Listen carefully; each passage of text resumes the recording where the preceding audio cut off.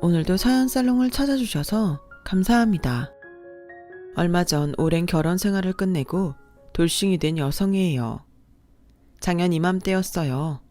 친구가 결혼 25주년을 맞아 자식들이 예약해준 호텔 스위트룸에서 남편과 은혼식을 했다며 자랑스럽게 이야기하더라고요. 입 밖에 내지는 않았지만 그게 어찌나 부러웠나 몰라요. 저는 결혼하고 10년쯤 지난 시점부터 시아버지 병수발을 해왔어요. 장장 9년 동안이나요. 며느리로서 의무감 때문에 병수발을 해야 했다면 그렇게 오랜 세월 아버님 병상을 돌보지 못했을 거예요. 길어야 몇 개월 정도였겠죠. 그럼에도 불구하고 제가 아버님 병상을 지켰던 데에는 이유가 있어요. 비록 저희 시아버지와 저는 피 한 방울 섞이지 않은 남남이었지만 제게는 친아버지 이상 가는 분이었거든요. 유복자로 태어나 아버지 얼굴도 모르고 자랐던 제게 처음 아버지가 되어주셨던 분이 바로 저희 시아버지세요. 시아버지는 제 국민학교 2학년 담임선생님이셨어요. 어린 나이에도 아버지가 없어서 그런가 유독 숫기도 없고 표정이 어두웠던 저는 친구를 사귀는 게 무척이나 어려웠어요. 등하교도 혼자 하고 운동장에서도 아이들과 멀찍이 떨어져서 혼자 놀곤 했어요. 왜 여자아이들은 화장실을 갈 때도 친한 친구들과 몰려가곤 하잖아요. 그런데 저는 화장실에 같이 갈 친구가 없어서 늘 고개를 숙인 채 복도를 따라 화장실에 가곤 했어요. 그런 모습을 지켜보신 담임선생님은 제가 안타까우셨는지 우리 반 규칙을 하나 만드셨어요. 일주일에 한 번씩 제비뽑기를 통해 단짝을 선발하는 거였죠. 단짝이 된 두 사람은 등하교도 같이 하고 화장실을 가거나 운동장에서 놀 때 늘 함께하는 게 규칙이었어요. 그 덕분에 저는 생애 처음 친구를 사귀게 되었고 2학기가 되고부터는 그동안 친해진 단짝 친구들 집에도 놀러갈 정도로 아이들과 잘 어울리게 되었어요. 담임선생님은 제가 학년이 높아져서 다른 선생님 반 학생이 아닐 때에도 틈틈이 저를 챙겨주셨어요. 엄마가 직장 생활을 해야 해서 저 혼자 집에 있는 시간이 길었는데 선생님은 그런 저를 교무실로 불러서 공부도 가르쳐 주시고 퇴근 시간까지 돌봐주시곤 했거든요. 퇴근하실 때는 손수 저를 집까지 데려다 주셨고요. 늘 선생님 손을 잡고 집에 오는 저를 보고 동네 사람들은 선생님을 저희 아빠로 착각하는 분도 있었어요. 명희는 좋겠네. 아빠랑 같이 집에 오고. 명희가 누굴 닮아 예쁜가 했더니 아빠를 똑 닮았구나. 구멍가게 앞 평상에 나와 계시던 할머니들은 선생님과 제 사이를 오해하시곤 덕담을 하시곤 했어요. 그럴 때마다 저는 우리 아빠가 아니라는 걸 들키게 될까봐 조마조마했어요. 그런데 그런 제 마음을 아셨는지 선생님이 그러시는 거예요. 어르신, 앞으로도 우리 명희 잘 부탁드립니다. 커다랗고 따뜻한 손으로 제 머리를 쓰다듬어 주시며 마치 딸을 대하듯 저를 다정하게 바라봐 주셨죠. 선생님은 제게 어린이날에는 선물도 사주시고 제 생일에는 중국집에 데려가서 짜장면도 사주셨어요. 몇 년 뒤 다른 학교로 정근을 가실 때까지 쭉이요. 선생님은 정근을 가신 후에도 종종 저희 집으로 편지를 보내주셨는데 필체가 어찌나 멋진지 선생님 편지를 보고 있으면 그렇게 기분이 좋더라고요. 편지지에 적힌 한 문장 한 문장마다 제자를 걱정하는 마음이 듬뿍 담겨 있었어요. 그래서 저도 늘 답장을 보내곤 했죠. 선생님과의 서신 교환은 제가 중학교 1학년이 될 때까지 이어졌어요. 그러다가 제가 다른 동네로 이사를 하면서 끊기게 되었어요. 이사 중에 편지를 모아두었던 상자가 분실되는 바람에 선생님 댁 주소를 알 길이 없어서 편지를 보낼 수 없게 되었거든요. 너무 속상해서 밤새 울었던 기억이 나네요. 저희 집에 이사를 하게 된 건 엄마의 재혼 때문이었어요. 새아빠는 저희 엄마가 다니는 직장 거래처 사람으로 이혼 후 아들과 둘이 살고 있었어요. 오빠는 저보다 2살 위였는데 학교에서 유명한 학생이었죠. 공부는 별로였지만 키도 크고 싸움도 잘했거든요.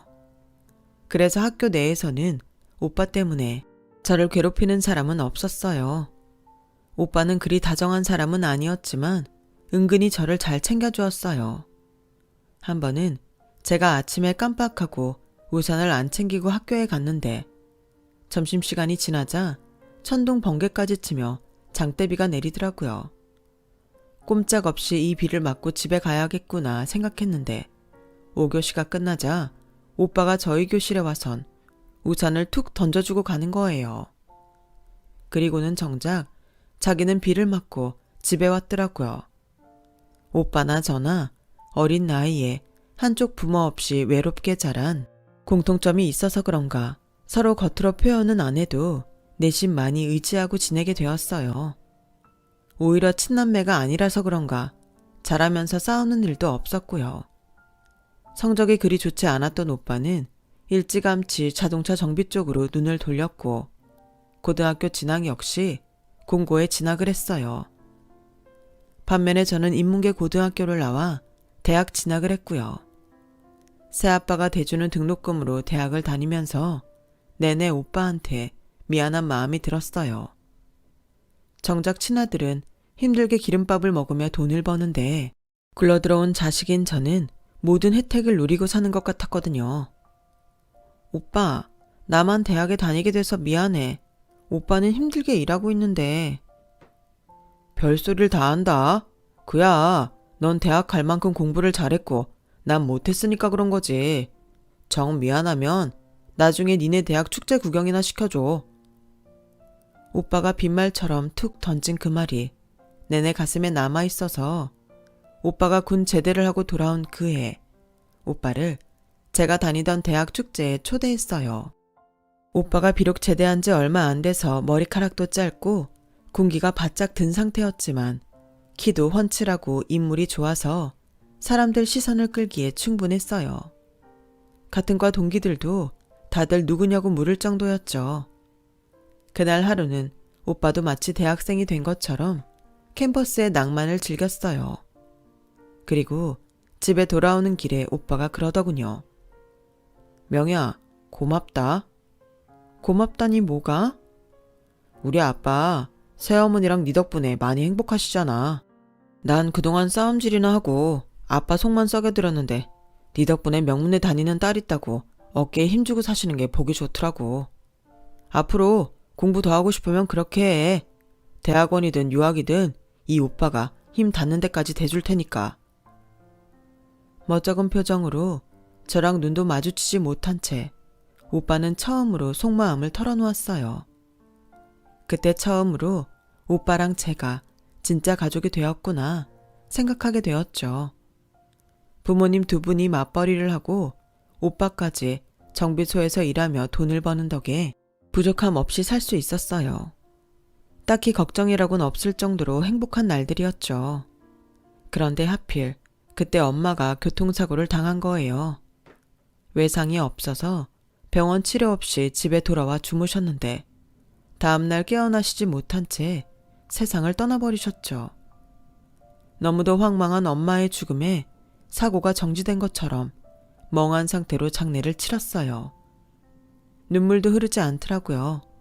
모든 게 다 거짓말 같고 잠에서 깨어나면 엄마가 평소처럼 주방에 서 계실 것 같았어요. 하지만 그런 기적은 일어나지 않았어요. 엄마의 빈자리는 생각보다 컸고 특히 새아빠가 많이 힘들어 하셨어요. 솔직히 저는 엄마를 잃은 슬픔도 슬픔이었지만 앞으로 어떻게 해야 할지 그 걱정이 더 컸어요.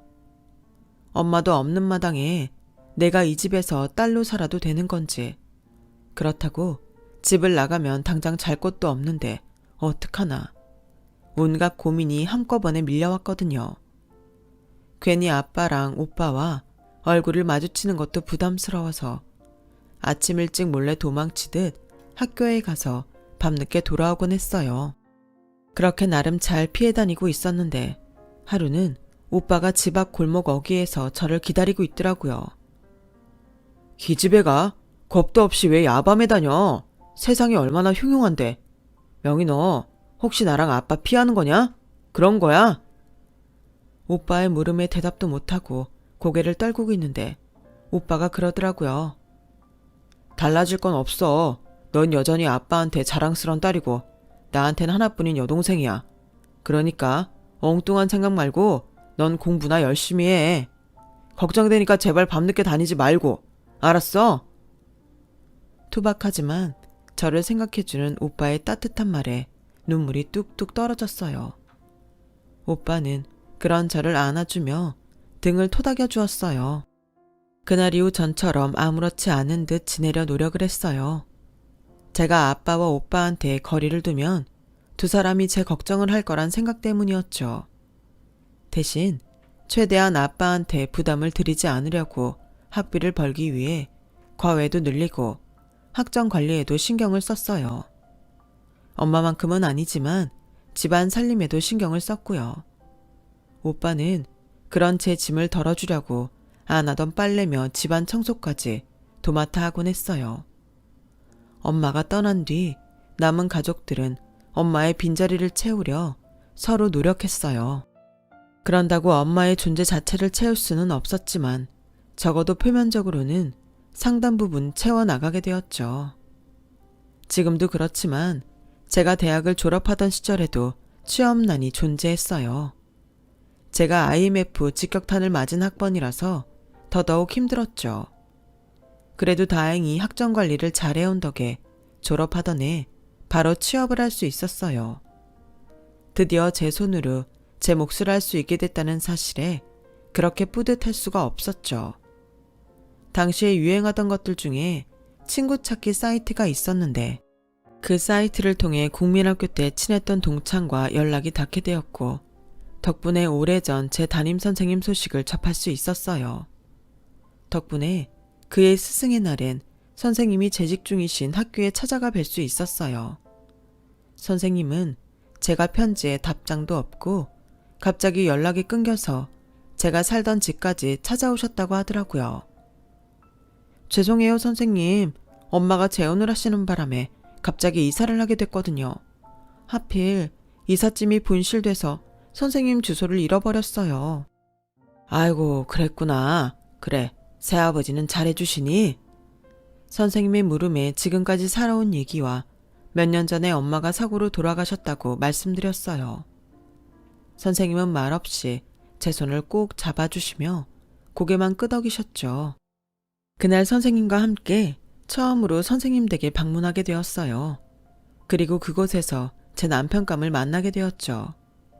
선생님의 아들 말이에요. 식사를 마치고 집에 돌아가려는데 선생님은 밤이라 저 혼자 보내기 걱정되신다며 아들한테 저를 데려다 주라고 하셨어요. 집까지 가는 차 안에서 우리는 많은 대화를 나누게 되었고 영화라는 공통된 관심사 덕분에 서로에게 호감을 갖게 되었어요. 그 일을 계기로 우리는 연락을 주고받게 되었고 그러다 얼마 뒤 사귀게 되었어요. 사실 사귀게 되기까지 걱정을 많이 했어요. 혹시라도 둘이 사귀다가 안 좋게 끝이 나면 선생님과의 관계에도 영향을 끼치게 될 것 같았거든요. 그래서 선생님께 교제 사실을 전해드리면서도 내심 걱정을 했는데 명이랑 내가 인연은 인연인가 보다. 그래 기왕 사귀기로 한 거 좋은 결실을 맺었으면 좋겠구나. 혹시 아니? 우리 명희가 내 며느리가 될지? 제 걱정과는 달리 선생님은 무척 반가워하셨어요. 그리고 선생님 말씀대로 몇 년 뒤 우리는 결혼을 하게 되었어요. 저희 집에 남편을 소개하러 간 날 새아빠는 내내 눈물을 글썽이셨어요. 아마도 엄마의 빈자리가 그날따라 더 크게 느껴져서 그랬던 모양이에요. 오빠는 가재 눈을 뜨고 제 남편의 요모조모를 살펴댔죠. 뭐라도 하나 발견되면 바로 달려들 기세로요. 그리고 집 앞 골목까지 배웅을 해준다는 명목으로 따라 나와서는 남편한테 슬쩍 그러더래요. 내 동생 눈에 눈물 나게 하면 그땐 당신 눈에 피눈물 나게 될 거야. 내가 두 눈 크게 뜨고 지켜볼 테니까 알아서 잘해. 안 그래도 키가 남편보다 한 뼘은 더 커서 존재만으로도 위압적인 오빠는 살벌한 경고도 잊지 않았어요. 그때는 남편한테 참 미안했는데 지나고 보니 그렇게 든든한 오빠가 있어서 다행이다 싶더라고요. 상견례를 마치고 본격적으로 결혼 준비에 들어가자 이래저래 돈 드는 곳이 한두 군데가 아니었어요. 직장 생활을 하며 열심히 모은다고 모았는데 그래도 빠듯하더라고요. 그러던 어느 날이었어요. 새아빠가 저를 부르시더니 통장을 하나 내주시더라고요. 네 엄마 보험금 나왔던 거 넣어둔 통장이야. 명인이가 유학을 가게 되면 그때 줄까 했는데 결혼자금으로 쓰게 됐구나. 아빠, 그건 아빠가 가지고 계세요. 전 제가 모은 돈으로 충분해요. 나중에 오빠 결혼할 때 쓰세요. 준영이는 지가 알아서 하니까 걱정 말고 가져가. 지금 당장 안 필요하더라도 명인이가 가지고 있어. 살다 보면 목돈 쓴 일 한 번은 있다. 이 돈은 네 남편한테도 말하지 말고 잘 간수해. 새아빠의 성화에 못 이겨 통장을 받아들고 안방에서 나왔는데 오빠가 기다렸다는 듯이 저를 불렀어요. 그리고는 수표가 든 돈 봉투를 주더라고요. 결혼 선물을 사줄래도 내가 뭘 알아야지. 그냥 이 돈으로 네가 필요한 거 사라. 부족하면 말하고 오빠가 더 줄 테니까. 봉투 안에는 그간 오빠가 기름밥 먹어가며 모은 돈 1,000만 원이 들어있었어요. 오빠, 이걸 내가 어떻게 받아. 오빠가 이 돈 버느라 얼마나 고생했는지 다 아는데 난 그냥 마음만 받을게. 이 기집애가 그냥 받아. 해줄만 하니까 해주는 거야. 그리고 살다가 네 남편이 너 힘들게 하면 뒤도 보지 말고 집으로 돌아와. 아빠랑 난 언제든 환영이니까. 오빠는 퉁명스럽게 툭 말을 던지고는 방으로 들어가 버렸어요. 통장에 돈 봉투까지 받고 보니 이제 정말 이 집을 떠나게 됐다는 사실이 실감이 나더라고요. 오빠가 준 돈은 혼수를 장만하는데 보태고 새아빠가 주신 돈은 주식 투자를 하는 친구한테 조언을 받아 위험성이 적은 장기적인 종목에 투자를 했어요. 이 종목을 추천해준 친구가 말하기를 묻어두고 한 10년 잊고 살라고 하더군요. 결혼식 날짜가 하루하루 다가오자 피도 안 섞였는데 진짜 가족보다 더 제게 다정한 새아빠와 오빠를 두고 떠나려니 마음 한구석이 무거웠어요. 나 없이 밥은 잘 챙겨 먹을지, 전처럼 두 남자가 대면대면하게 살지는 않을지 하나부터 10까지 죄다 걱정뿐이었죠. 그런 걱정 속에서도 결혼식 날짜는 다가왔고 결혼식 당일이 되었어요. 새아빠 손을 잡고 버진로드를 걸어가는데 발걸음을 뗄 때마다 울컥해서 눈물이 참느라 힘들었어요.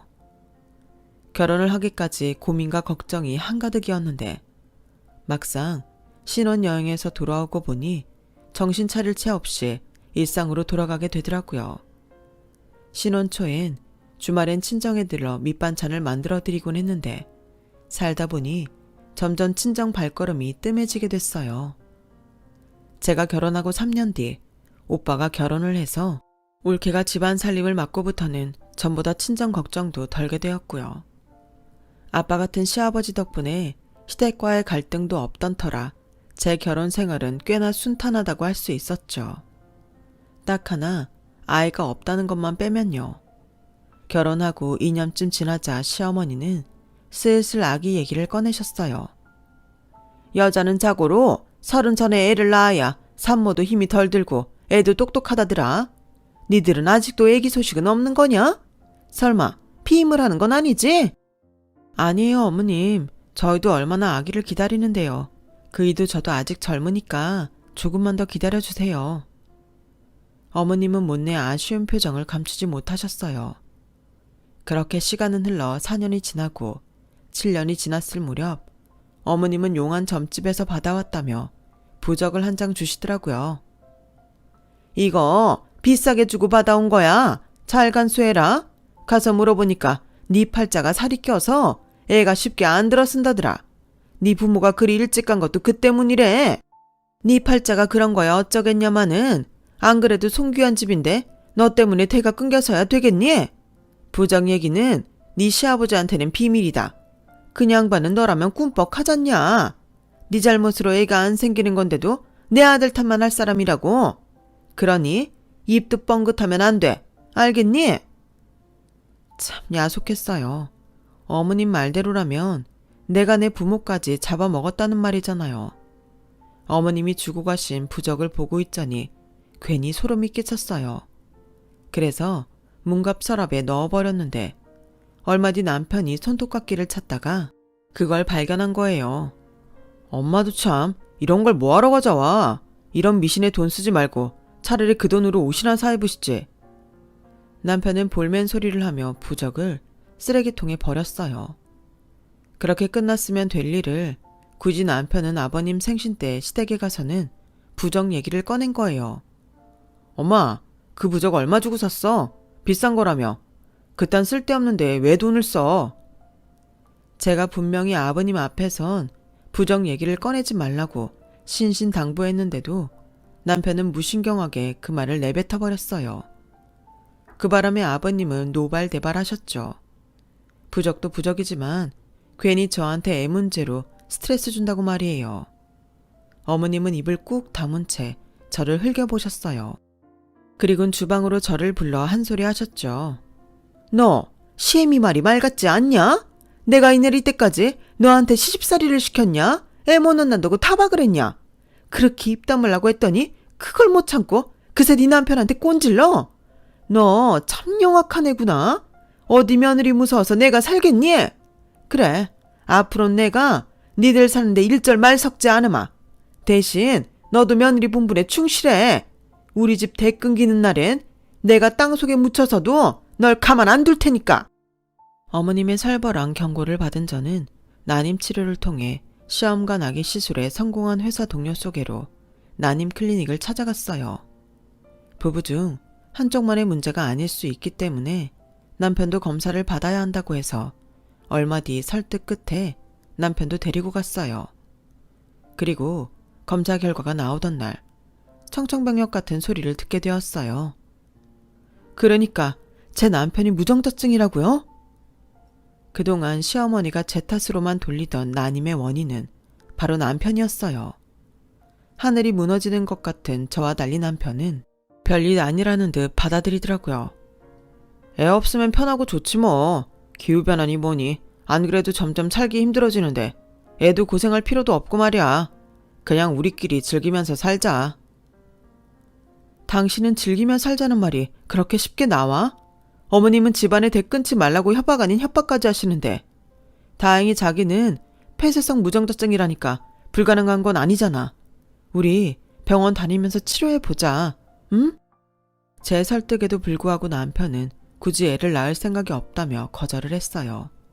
그래서 시어머니를 찾아가 상황을 말씀드리고 남편을 설득해달라고 부탁드렸어요. 그랬더니 대뜸 그러시는 거예요. 너 지금 내 아들이 씨 없는 수박이라는 거냐? 이게 어디서 대도 않는 소리를 해? 난임 클리닉 가서 검사받고 나온 결과예요. 그이는 다행히 정자 생산은 가능한 유형이라서 수술받고 치료받으면 임신이 가능할 수도 있대요. 어머님이 좀 도와주세요. 네? 가능성이 있다는 말에 어머님도 더는 고집을 부리지 않으셨어요. 하지만 어머님이 지원에도 불구하고 남편은 요지부동이라는 게 문제였죠. 하도 속상해서 올케 언니랑 통화 중에 그 얘기를 했어요. 언니, 저 정말 미치겠어요. 남편은 죽어도 치료를 안 받는다고 하고 시어머니는 대 끊으면 가만 안 둔다고 하시고 중간에서 내가 속이 터진다니까요. 어머, 정말 웃기네. 자기 고집 때문에 아가씨만 힘든 거 알면서 왜 그런 고집을 부린대요? 내 말이요. 내가 그 인간 때문에 두통약을 달고 산다니까요. 하소연할 곳이 없어서 언니한테 넋두리를 했던 건데 올케 언니가 그 얘기를 오빠한테 했던 모양이에요. 다음날 바로 오빠가 제 남편 회사까지 찾아갔더라고요. 가서는 어떻게 협박을 했는지 그날 밤 남편이 바로 백기를 들곤 치료를 받겠다고 하더라고요. 하지만 남편의 협조에도 불구하고 임신은 되지 않았어요. 그렇게 결혼 10년 차가 되었을 때 우리 부부는 아이에 대한 희망을 접게 되었죠. 그리고 뜻하지 않은 불행까지 닥치게 되었어요. 주말에 어머님과 등산을 가셨던 아버님이 젖은 낙엽에 발이 미끄러져 낙상을 하셨는데 그 바람에 머리를 크게 다치신 거예요. 7시간 넘게 대추술을 마쳤지만 일주일 가깝게 의식이 돌아오지 않았어요. 그러다 겨우 의식이 돌아오긴 했는데 반신불구에 대화조차 힘들 정도로 상태가 좋지 않았어요. 정년퇴임을 앞두고 은퇴 후에는 캠핑카를 타고 어머님과 함께 전국을 여행하시겠다던 아버님의 꿈은 영영 사라지고 만 거예요. 그런데 그거 아세요? 집안에 환자가 생기면 그로 인해 없던 문제도 여기저기서 불거져 나온다는 사실을요.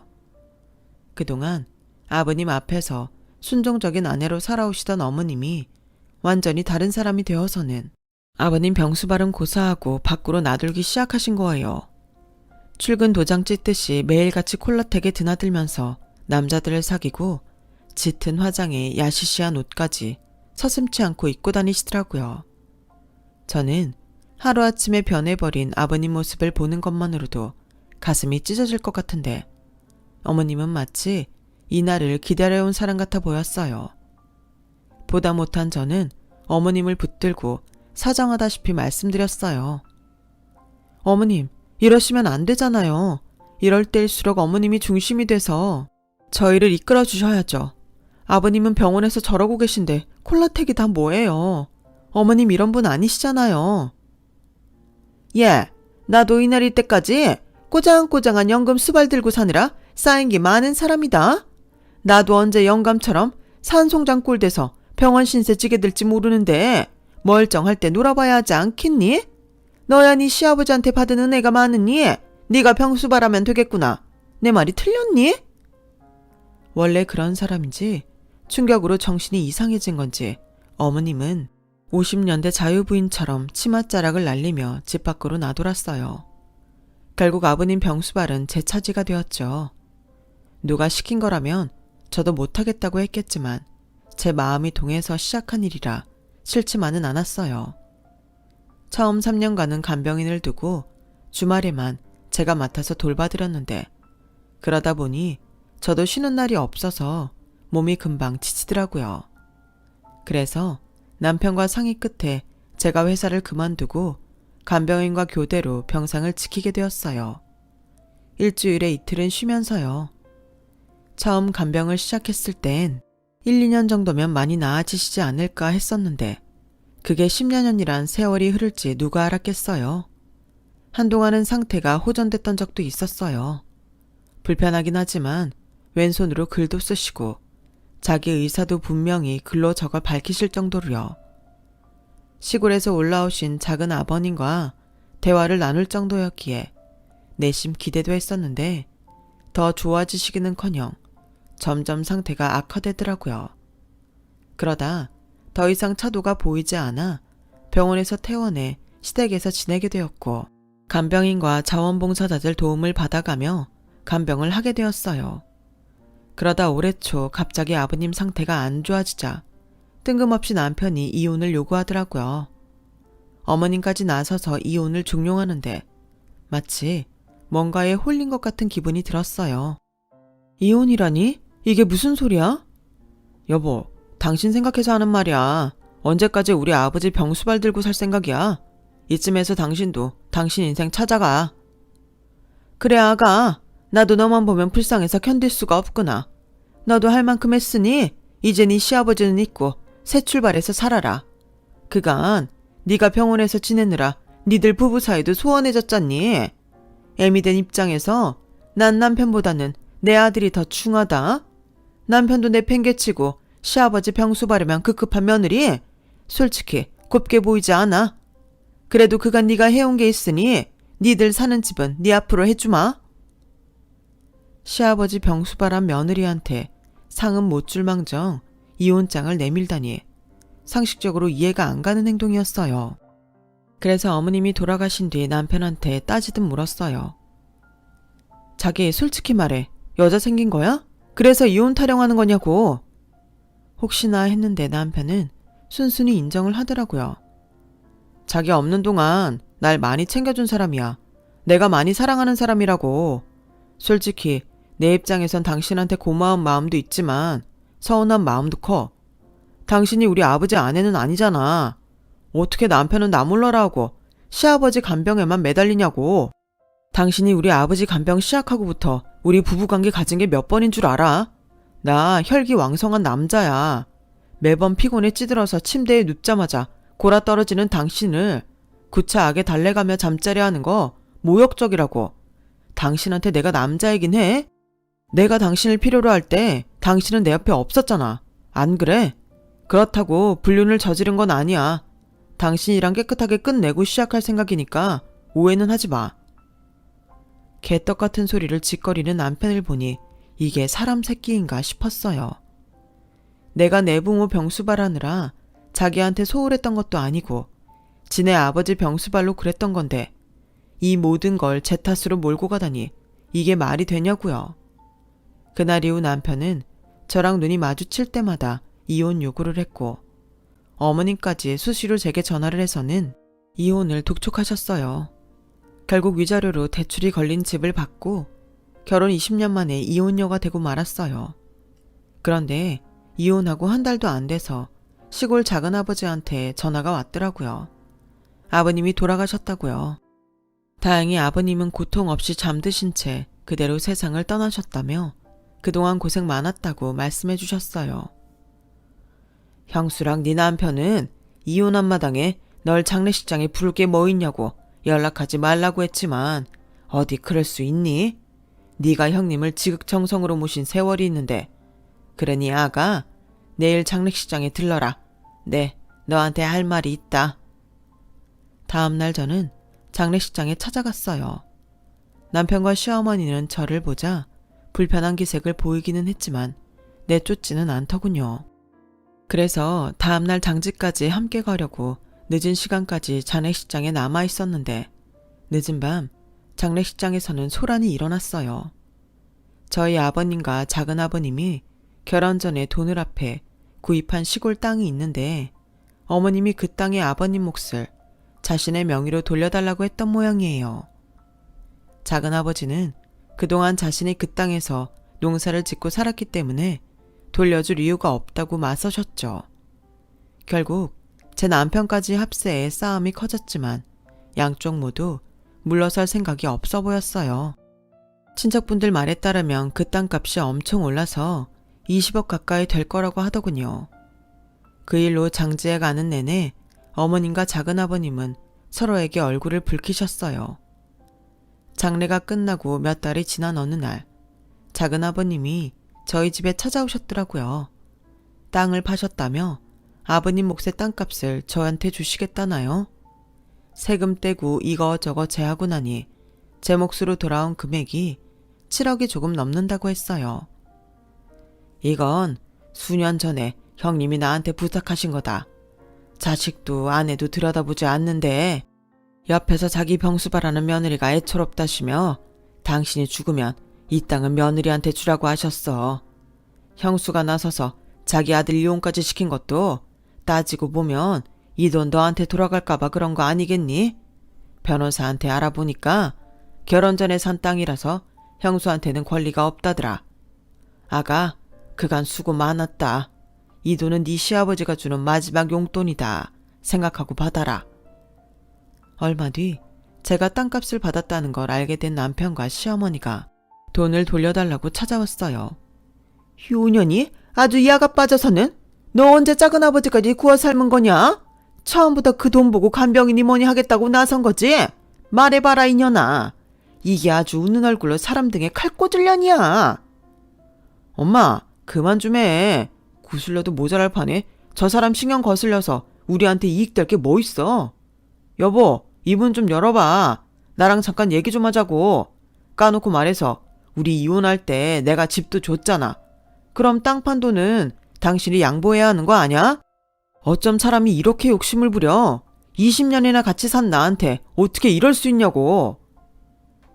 문 밖에서 모자가 연달아 떠들어대는 통에 저도 입을 다물고 있을 수만은 없었어요. 그래서 인터폰에 대고 한마디 해주었죠.